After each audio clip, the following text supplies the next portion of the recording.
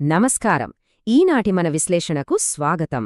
ఈరోజు మనం ఒక ముఖ్యమైన డేటాను డీకోడ్ చేయబోతున్నాం. అదే మన భారతదేశ ఆర్థిక వ్యవస్థ యొక్క వాస్తవ పరిస్థితి. దీన్ని అర్థం చేసుకోవడానికి ఇటీవలి పారిశ్రామిక డేటాను లోతుగా పరిశీలిద్దాం. ఇది వినడానికి కేవలం అంకెలువాగా అనిపించవచ్చు, కాని వాస్తవానికి ఇవి మన ఆర్థిక వ్యవస్థ ఆరోగ్యానికి సంబంధించిన రిపోర్ట్ కార్డ్ లాంటివి. మరి ఈ డేటా మనకు ఏం చెబుతుందో ఈరోజు వివరంగా చూద్దాం. సరే, ఇక ఏమాత్రం ఆలస్యం చేయకుండా టాపిక్లోకి డీప్గా వెళ్దాం. 1.7%. వినడానికి చాలా చిన్న నంబర్ కదా, కానీ ఏప్రిల్ 2026 నాటికి మన ప్రధాన పారిశ్రామిక రంగాల వృద్ధి రేటు ఇది. ఇది నిజంగా కొంచెం షాకింగ్గానే ఉంది. అంతేకాదు, ఆందోళన కలిగించే విషయం కూడా. ఆర్థిక సంవత్సరం 2026-27 ప్రారంభం ఇంత నీరసంగా ఎందుకుందో మనం ఖచ్చితంగా తెలుసుకోవాలి. ఈ విశ్లేషణ కోసం మనం ఒక స్పష్టమైన రోడ్ మ్యాప్ను ఫాలో అవుదాం. ముందుగా ఆర్థిక లక్షణాలు చూద్దాం. ఆ తరువాత ఇది కేవలం ఒక తాత్కాలిక సంక్షోభమా లేక వ్యవస్థాగత మందగమనమా అని నిర్ధారిద్దాం. మూడవది కోర్ సెక్టార్ల విశ్లేషణ. నాలుగవది ఇంధన మరియు వ్యవసాయ రంగాల్లోని లోపాలు. ఇక ఫైనల్గా స్థూల ఆర్థిక హెచ్చరికలు. మనం మొదటి విభాగంలోకి ఎంటర్ అవుతున్నాం. అదే ఆర్థిక లక్షణాలు. అసలు ఏప్రిల్ 2026లో ఈ నీరసమైన ప్రారంభం ఎందుకు జరిగిందో పరిశీలిద్దాం. ఇక్కడ మనం ఇండెక్స్ ఆఫ్ 8 కోర్ ఇండస్ట్రీస్ లేదా ఐసిఐ గురించి తప్పకుండా మాట్లాడుకోవాలి. సింపుల్గా చెప్పాలంటే ఇది మన ఆర్థిక వ్యవస్థకు హార్ట్ బీట్ లాంటిది. మన ఆర్థిక వ్యవస్థకు పునాది లాంటి 8 ప్రాథమిక పారిశ్రామిక రంగాల ఆరోగ్యాన్ని ఈ సూచిక కొలుస్తుంది. ఈ 8 విభాగాలు బలంగా ఉంటే మనం బలంగా ఉన్నట్లు. కానీ దురదృష్టవశాత్తు ఈ సూచిక ఇప్పుడు కాస్త బలహీనంగా కనిపిస్తోంది. ఇప్పుడు రెండవ విభాగానికి వద్దాం. ఇది బయట నుంచి వచ్చిన సంక్షోభమా లేక మన వ్యవస్థలోనే ఉన్న మందగమనమా? అసలు కారణమేంతో వెతుకుదాం. చాలామందేమనుకుంటున్నారంటే పశ్చిమ ఆసియాలో జరుగుతున్న సంక్షోభం వల్లే మన దగ్గర ఈ మందగమనం వచ్చిందని. అది చెప్పడానికి చాలా ఈజీ రీజన్. కానీ వాస్తవ డేటాను గమనిస్తే అసలు నిజమేంటంటే ఆ యుద్ధాలు సంక్షోభాలు మొదలవ్వక ముందే మన దేశంలో స్లోడౌన్ స్టార్ట్ అయిపోయింది.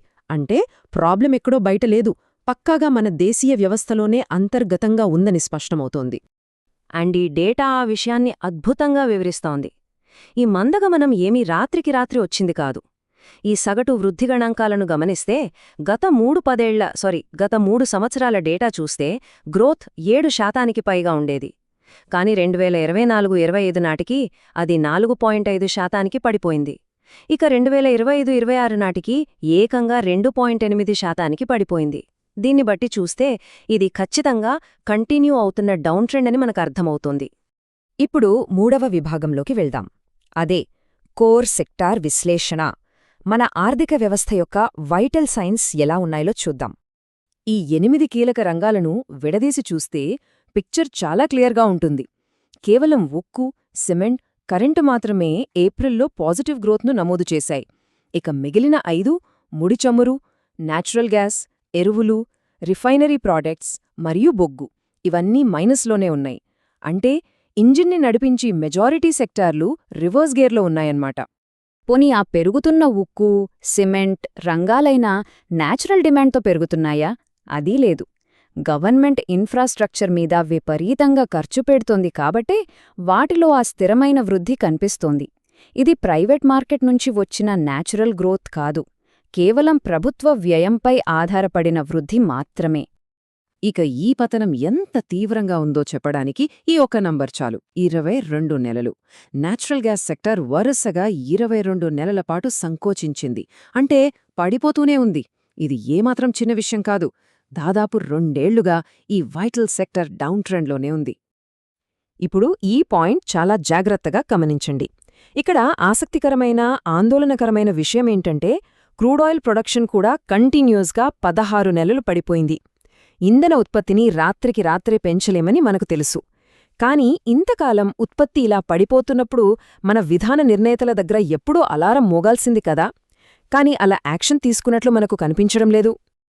ఇక 4వ విభాగం ఇంధన మరియు వ్యవసాయ లోపాలు. ఒకదానిమీద ఒకటి పడుతున్న ఈ భారం గురించి మాట్లాడుకుందాం. ఇక్కడ మన సిస్టంలో ఉన్న ఒక పెద్ద లోపం బయటపడింది. ఏప్రిల్లో న్యాచురల్ గ్యాస్ వాడకం తగ్గింది. మన దగ్గర సరైన దీర్ఘకాలిక స్టోరేజ్ ఫెసిలిటీస్ ఉండి ఉంటే దాన్ని స్టోర్ చేసుకొని రిజర్వ్ పెంచుకునేవాళ్లం. కానీ ఆ ఛాన్స్ మనం మిస్ అయ్యాం. ఫలితంగా ఏం జరిగిందంటే మన ఫారెన్ ఎక్స్చేంజ్ని అంటే విదేశీ మారక ద్రవ్యాన్ని కాపాడుకోవడానికి ఎల్ఎన్జీ దిగుమతుల్లో ఏకంగా 30% కోత విధించాల్సొచ్చింది. ఇదొక స్పష్టమైన నిర్మాణాత్మక వైఫల్యం. అసలు ఇంధన రంగంలో ఒకేసారి ఎన్ని దెబ్బలు పడ్డాయో చూడండి. ఏప్రిల్లో గ్యాస్ వాడకం తగ్గింది, చమురు దిగుమతులు పడిపోయాయి, దేశీయంగా ఆయిల్ ప్రొడక్షన్ కూడా తగ్గింది. వాణిజ్య వాడకం మీద ప్రభుత్వ ఆంక్షల వల్ల ఇంధన వినియోగం కూడా తగ్గి ఉండొచ్చు. కాని రీజన్ ఏదైనా సరే ఎనర్జీ కన్జంప్షన్ తగ్గడమంటే భవిష్యత్తులో పరిశ్రమల వృద్ధికి ఇది చాలా పెద్ద బ్రేక్ వేస్తుందన్నది మాత్రం పచ్చి వాస్తవం. ఇంధన రంగం నుండి వ్యవసాయం వైపు చూస్తే ఇది ఒక డామినో ఎఫెక్ట్ లాగా, అంటే ఒక చైన్ రియాక్షన్ లాగా దెబ్బతీసింది. సాధారణం కంటే తక్కువ వర్షపాతం, ఎల్ నినో ఎఫెక్ట్ వల్ల ముందు రైతులు నష్టపోయారు. దాంతో ఎరువులకు డిమాండ్ పడిపోయి ఆ ప్రొడక్షన్ దెబ్బతింది. అగ్రికల్చర్ దెబ్బతినడం అంటే సింపుల్గా చెప్పాలంటే గ్రామీణ ప్రాంతాల్లో కొనుగోలు శక్తి భారీగా పడిపోవడం. ఇది మొత్తం ఆర్థిక వ్యవస్థకే చాలా పెద్ద ప్రమాదం. ఇక చివరిదైన 5వ విభాగానికి వచ్చేశాం. స్థూల ఆర్థిక హెచ్చరికలు. ఫైనల్ ప్రాగ్నోసిస్ ఏంటో చూద్దాం. సో ఇక్కడ అత్యంత కీలకమైన పాయింట్ ఏంటంటే ఇంతదాకా మనం చూసిన ఆ కోర్ సెక్టార్లు మాత్రమే కాదు, మిగతా స్థూల ఆర్థిక సూచికలు కూడా డేంజర్ బెల్స్ మోగిస్తున్నాయి. ఉత్పాదకతను చూపే పిఎంఐ ఇండెక్స్ దాదాపు 4 ఏళ్ల కనిష్టానికి పడిపోయింది. ఇంకోవైపు జీఎస్టీ కలెక్షన్స్ పెరుగుతున్నట్టు కనిపిస్తున్నా ఇన్ఫ్లేషన్ని అంటే ద్రవ్యోల్బణాన్ని తీసేసి చూస్తే ఆ వృద్ధి చాలా నామమాత్రంగానే ఉంది. ఇవన్నీ ఎకానమీలో ఉన్న డీప్ స్ట్రెస్ని మనకు చూపిస్తున్నాయి. మన సోర్స్ మెటీరియల్ ముగింపుగా ఒక విషయాన్ని చాలా స్పష్టంగా చెప్పింది. ఈ హెచ్చరిక గంటలను ఇప్పుడు విస్మరించడం కష్టం.